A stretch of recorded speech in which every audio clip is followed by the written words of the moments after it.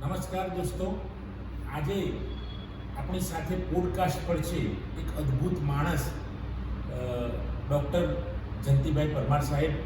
ખૂબ જ આનંદી અને વિદ્યાર્થીઓને, નવી જનરેશનને કોલેજમાં મોટિવેશન આપે છે. લાઇબ્રેરિયન તરીકે તેઓ શેઠ આરે કોલેજ ઓફ સાયન્સમાં જોબ કરે છે, જે ભારતીય વિદ્યાભવન મુંબઈ સંચાલિત છે. અમે જ્યારે પણ હું પરમાર સાહેબને કહું, ડૉક્ટર પરમાર સાહેબને કે સર અમારે તમારી કોલેજની વિઝિટ લેવા આવવાનું છે, તો તરત જ અહીંયા એમ કહું કે મારા વિદ્યાર્થીઓ જોડે વાત કરવાની છે તો વાત કરવા આવી જાય. મારા કરતાં પણ ઘણા સિનિયર છે એવા પરમાર સાહેબનું હું હાર્દિક સ્વાગત કરું છું. સાહેબ, આપનું સ્વાગત કરું છું. સાહેબ, થોડાક પ્રશ્નો આપણે આ થોડોક નાનો વિડીયો બનાવીએ છીએ. તો આપ લાઇબ્રેરિયન તરીકે જે કેટલા વર્ષથી જોબ કરો છો કોલેજમાં, સાયન્સ કોલેજમાં? હું હાલ અત્યારે ભારતીય વિદ્યાભવન મુંબઈ સંચાલિત ભવનથી ઓળખાતી ભવન શેઠ આરે સાયન્સ કોલેજમાં નોકરી કરું છું. હું ત્યાં 1992થી ત્યાં નોકરી કરું છું, એટલે લગભગ 32-33 વર્ષથી હું ત્યાં as a librarian, as a ગ્રંથપાલ તરીકેની સેવા આપી રહ્યો છું. હવે આ સમય દરમિયાન કોલેજ લાઇબ્રેરી એ એવું ફિલ્ડ છે કે જેમાં બધા જ કામ વન મેન શો જેવું છે. બધા જ કામ લાઇબ્રેરીને પોતે જ કરવાના હોય.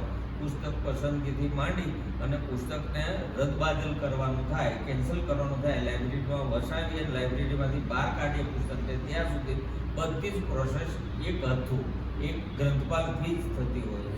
હવે શરૂઆતમાં જ્યારે આપણે પુસ્તકો મંગાવવાના થાય એ વખતે વિદ્યાર્થીના ઓપિનિયન અને સબ્જેક્ટ ફેકલ્ટી, જે ફેકલ્ટી હોય એના ઓપિનિયનથી પુસ્તક પસંદગી થાય. પુસ્તક પસંદગી થયા પછી જ્યાં સુધી લોકલ મળી શકે એમ હોય ત્યાં સુધી લોકલ જગ્યામાંથી, અને આપણું અમદાવાદ તો મોટું સેન્ટર છે, મોટું ટ્રેડ સેન્ટર છે, એટલે અમદાવાદમાંથી મોટા ભાગને બધી મળી જાય. ના મળે તો પુસ્તક પબ્લિશરના વિક્રેતાઓ જ અહીંયા આપણા અમદાવાદમાં છે, એટલે એના થ્રુ પણ પુસ્તકો મળી જાય. એટલે એવી રીતે આ અમારી પુસ્તક પસંદગી થાય, ઓર્ડર થાય, એ પછી પુસ્તક નોંધણી થાય. પુસ્તક નોંધ્યા પછી વિદ્યાર્થીઓ અને ફેકલ્ટી સુધી પુસ્તકો પહોંચે અને પુસ્તકો સિલેબસમાંથી નીકળી જાય કે પુસ્તકો ફાટી જાય તો એને રદ કરવાની પ્રોસેસ બધું જ એકલા થાય.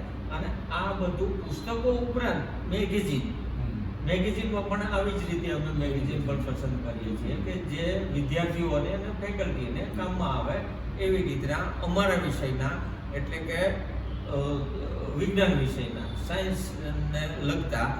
અમારે ત્યાં સાયન્સમાં કેમેસ્ટ્રી, ફિઝિક્સ, મેથેમેટિક્સ, બોટની અને ઝૂલોજી અને લિટરેચર સાયન્સનું એ વિષયના પુસ્તકો અને સામયિકોનું અમે કલેક્શન કરીએ છીએ અને વિદ્યાર્થીઓને પૂરું પાડીએ. બહુ સરસ. એક લાઇબ્રેરિયન તરીકે અમે આ સેવાઓ આપીએ છીએ. આ ઉપરાંત પણ જ્યારે અમને કામ કરતા જોવે ત્યારે અમારા છોકરાઓ અમને પૂછે કે આ વ્યવસાય બહુ નોબલ વ્યવસાય છે. જ્યારે આવું કહે છે ત્યારે અમને થોડો આનંદ થાય, અમારી કામગીરીમાં થોડીક ધગશ આવે, કામગીરી કરવાની ઈચ્છા વધી જાય એવું પણ બને. તો અમુક છોકરાઓ, અમુક અમારા વિદ્યાર્થીઓ અમને પૂછે કે આના માટે અમારે શું કરવાનું હોય. તો બીજા બધામાં કેવું છે કે બીજા બધા કોર્સિસમાં હવે એની યુનિવર્સિટીઓ છે, જેમ કે લો યુનિવર્સિટી, તો જેને LLB ભણવું છે એ લો યુનિવર્સિટીમાં જવાનું, બરાબર. જેને બીએડ કરવું છે કે જેને શિક્ષક થવું છે એને ટીચર્સ યુનિવર્સિટીમાં જવાના. એમ આપણે લાઇબ્રેરી સાયન્સ માટે આવી કોઈ યુનિવર્સિટી નથી કે પહેલેથી જ એમાં એડમિશન લઈને લાઇબ્રેરિયન તરીકે એ બહાર પડે. લાઇબ્રેરિયનનો કોર્સ 2 વર્ષનો કોર્સ છે. Bachelor of librarian information science, master of librarian in information science. અને આ કોર્સ અહીંયા અટકી નથી જતો, આનાથી પણ આગળ PhD સુધીનો અભ્યાસક્રમ ચાલે છે. દરેક યુનિવર્સિટી આ કોર્સિસ કરે છે. સરકારી યુનિવર્સિટી ઉપરાંત ડીમ્ડ યુનિવર્સિટી જેમ કે વિદ્યાપીઠ છે, નિર્મા યુનિવર્સિટી છે, એવી ડીમ્ડ યુનિવર્સિટી પણ આ કોર્સિસ શરૂ કરે છે. ગુજરાત વિદ્યાપીઠની ખાસ વાત કરીએ તો ગુજરાત વિદ્યાપીઠ 1920માં સ્થાપિત થઈ. એની સાથે સાથે 1900 લગભગ 80 કે 85 થી લગભગ 1986 માં તો બિલીફ ચાલુ થયું, પણ એ પહેલા સર્ટિફિકેટ કોર્સીસ ચાલુ થતા હતા. સર્ટિફિકેટ કોર્સીસ લગભગ 75 કે 80 થી શરૂ થતા હતા, અને સર્ટિફિકેટ કોર્સ શરૂ કરવા પણ વિદ્યાપીઠ જ છે સર્ટિફિકેટ કોર્સ. અને જ્યારે સર્ટિફિકેટ કોર્સ ઉપર કોલેજ સ્કૂલ ગ્રંથાલય, શાળા ગ્રંથાલયો અને મોટી જે ગ્રંથાલયો છે કે આપણી પબ્લિક લાઇબ્રેરી છે, જાહેર ગ્રંથાલયો છે, એમાં પણ સર્ટિફિકેટ કોર્સ કરેલાને રોજગારી મળી જતી હતી, નોકરી મળી જતી. એટલે અત્યારે હાલ રોજગારીની તકો તો છે જ. રોજગારીની તકો છે. સાહેબ લાઇબ્રેરી સાયન્સનો કોર્સ કર્યા પછી તકો છે. તકો કેટલી છે, કઈ છે એની ચર્ચા આપણે પછી કરીએ. પહેલા એમાં પ્રવેશ કેવી રીતે લેવાનો એની વાત કરીએ સાહેબ.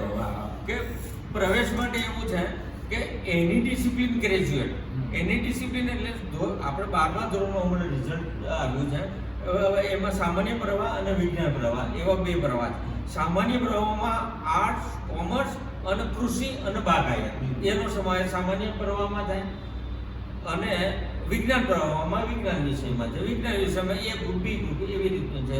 હવે સામાન્ય પ્રવાહમાંથી આવેલા કે વિજ્ઞાન પ્રવાહમાંથી આવેલા કોઈ પણ વિદ્યાર્થી કોલેજમાં જશે અને એમને ગ્રેજ્યુએટ થશે. કોલેજમાં જયા પછી ગ્રેજ્યુએટ થશે એટલે any discipline graduate BA, BCom, BSc, BBA, BCA થયેલો કોઈ પણ વિદ્યાર્થી, એન્જિનિયરિંગ એ કોઈ પછી કૃષિ વાળો, કૃષિ અને બાગાયત એગ્રીકલ્ચર એવો કોઈ પણ વિદ્યાર્થી ગ્રંથાલય અને માહિતી વિજ્ઞાન બિલીફ અને એમ્બલીફમાં એડમિશન મેળવી શકશે. 2 વર્ષનો કોર્સ છે. 1 વર્ષનો કોર્સ કરશો તો તમને બિલીફ એટલે bachelor of library and information સાયન્સની પદવી મળશે. 2 વર્ષનો કોર્સ પૂરો કરશો તો માસ્ટર ઓફ લાઇબ્રેરી એન્ડ ઇન્ફોર્મેશનની ડિગ્રી મળશે. હવે આપણે વાત કરીએ, તમે જે મને નોકરીની તકો વિશેની વાત કરીએ, તો bachelor of library and information કરેલો વિદ્યાર્થી, ડિગ્રી મેળવેલો વિદ્યાર્થી ને સ્કૂલમાં લાઇબ્રેરિયન તરીકે નોકરી મળશે. પછી મોટી મોટી જે ગ્રંથાલયો છે, જાહેર ગ્રંથાલયો અને સરકારી ગ્રંથાલયો, સરકારી ગ્રંથાલયમાં જાહેર ગ્રંથાલયો આવશે. એ ઉપરાંત સ્પેશિયલ લાઇબ્રેરીઝ ખાસ કરીને આપણે વાત કરીએ તો આપણે અમદાવાદની જ વાત કરીએ તો સ્પેશિયલ લાઇબ્રેરીઝમાં અટીડા લાઇબ્રેરી છે, PRA લાઇબ્રેરી છે, IM લાઇબ્રેરી છે, ઇસરો લાઇબ્રેરી છે. એ બધા ગ્રંથાલયો છે. એ ઉપરાંત જેલ ગ્રંથાલયો પણ છે. દરેક ક્ષેત્રમાં લાઇબ્રેરી છે. કોઈ પણ ક્ષેત્ર હોય, કોઈ પણ ઇન્સ્ટિટ્યૂટ હોય, એ ઇન્સ્ટિટ્યૂટનું હાર્ટ કે હૃદય કહી શકાય ને એ લાઇબ્રેરી જ છે. અને એમાં લાઇબ્રેરિયન ક્વોલિફાઈડ લાઇબ્રેરિયન જ જોઈએ. લાઇબ્રેરી એટલે જૂનો અભિગમ, પુસ્તકો લેવું અને આપવું. જે જૂનો અભિગમ હતો એ હવે બદલાઈ જવાનું કારણ છે એની સાથે ઇન્ફોર્મેશન ભળ્યું છે. ઇન્ફોર્મેશન સાયન્સ ક્યાં છે તો IT, ઇન્ફોર્મેશન ટેકનોલોજી, એમાં ઇન્ફોર્મેશન છે. અને આપણે લાઇબ્રેરી સાયન્સમાં ઇન્ફોર્મેશન છે. લાઇબ્રેરી એન્ડ ઇન્ફોર્મેશન સાયન્સ, બરાબર. હવે આપણે લાઇબ્રેરીમાં ઇન્ફોર્મેશનની સાથે સાથે કમ્પ્યુટર પણ છે. એટલે કમ્પ્યુટર સાયન્સ અને ઇન્ફોર્મેશન સાયન્સ આ બંને આપણે એ બંનેનો સમન્વય લાઇબ્રેરીમાં કરી અને આપણે માહિતી આપણા વાચકને કે લાઇબ્રેરીના ઉપયોગકર્તાને આપણે આપીએ છીએ. વિશાળ તકો છે. આ ભણ્યા પછી વિશાળ તકો રહેલી છે રોજગારી માટેની. હમણાં નવી માહિતી મળી એ મુજબ ગ્રંથાલય ખાતું, જે આપણું ગુજરાત ગ્રંથાલય ખાતું ગાંધીનગર છે, એમાં હમણાં જ જાહેરાત આવી અને હજી એની પ્રોસેસ ચાલુ છે. ગ્રંથાલય કાર્ટૂનની જગ્યાઓ માટેની આવી. એ પ્રોસેસ પૂરી થશે પછી નવા તબક્કે નવી પાછી જગ્યાઓ આવશે અને બિલીફ થયેલા કે એમ્બલીફ થયેલા એમાં જશે. હવે ખાસ કરીને મારે જે વાત કરવી છે રોજગારીની વાતો કરીએ તો હમણાંથી તમે જોશો ને તો ઉત્તર ગુજરાત યુનિવર્સિટી સંલગ્ન કોલેજીસની જાહેરાતો આવી. એ ઉત્તર ગુજરાત સંલગ્ન કોલેજીસમાં છે ને એ private colleges, self finance college, એ દરેક સેલ્ફ ફાઇનાન્સ કોલેજીસમાં લાઇબ્રેરીની જગ્યા છે જ. હવે સેલ્ફ ફાઇનાન્સ કોલેજો કે સરકારી કોલેજો એમાં લાઇબ્રેરિયન તરીકે જવું હોય તો માસ્ટર ઓફ લાઇબ્રેરી સાયન્સ તમારે કરવું જરૂરી છે. જેમ અધ્યાપકો માટે માસ્ટર ડિગ્રી 55% કે તેથી વધુ ની જરૂર છે, એવી રીતે આપણે બેઝિક અથવા ઇસેન્શિયલ ક્વોલિફિકેશન કહીએ તો master of library science 55% plus net કે સ્લેટ ક્લિયર કરેલી હોવી જોઈએ. કારણ કે આપણને અધ્યાપકોની સમકક્ષીય અધ્યાપકોની સાથે જ આપણને પગાર ધોરણ મળે છે, એટલે અધ્યાપકોની લાયકાતમાં નેટ સ્લેટ ફરજિયાત છે, એવી રીતે આપણે નેટ સ્લેટ ફરજિયાત હોય છે. મેરિટ ઊંચું કરવા માટે અમુક લોકો પીએચડી કરતા હોય છે, પણ એ મેરિટ ઊંચું લાવવા માટે. બાકી તમારી પાસે master degree good academic record એટલે 55% કે 52% થી વધારે હોય તો તમને કોલેજમાં એઝ અ લાઇબ્રેરિયન તરીકે તમને રોજગારી મળી શકે, જે equal to professor assistant professor હોય છે. પહેલા આસિસ્ટન્ટ પ્રોફેસર, પછી એસોસિએટ પ્રોફેસર, પછી પ્રોફેસર, પછી રીડર, એમ આગળ એમની પોસ્ટ વધતી જાય છે. લાઇબ્રેરિયનની પોસ્ટ એક વખત રિક્રુટ થયા એટલે લાઇબ્રેરિયન તરીકે જ રહે છે, પણ એમનું પગાર ધોરણ આસિસ્ટન્ટ પ્રોફેસર, એસોસિએટ પ્રોફેસર કે રીડરની રીતે જે રીતે એમને મળતું હોય એ રીતે અમને મળતું રહે છે. એટલે એક તબક્કે એવું થાય કે પ્રિન્સિપાલ સાહેબનો પણ પગાર લાઇબ્રેરિયનનો પગાર પ્રિન્સિપાલ સાહેબના પગાર કરતાં પણ વધારે હોઈ શકે છે. બહુ સરસ માહિતી હોઈ આપી. શકે. બહુ સરસ માહિતી આપી અને ખૂબ સરસ વિદ્યાર્થીઓને આપનો આ 32 વર્ષનો અનુભવનો જે નિચોડ તમે રજૂ કર્યો છે એ બદલ સાહેબ આપનો ખૂબ ખૂબ આભાર. મિત્રો, જો પરમાર સાહેબ અહીંયા બેઠા છે, ગુજરાત વિદ્યાપીઠના જ વિદ્યાર્થી એમને એમફિલ PhD અહીંયાથી જ કરેલું છે, બરાબર? એટલે સરનો ખૂબ ખૂબ આભાર. અહીંયા જ્યારે બોલાવીએ ત્યારે આવે છે સરનો.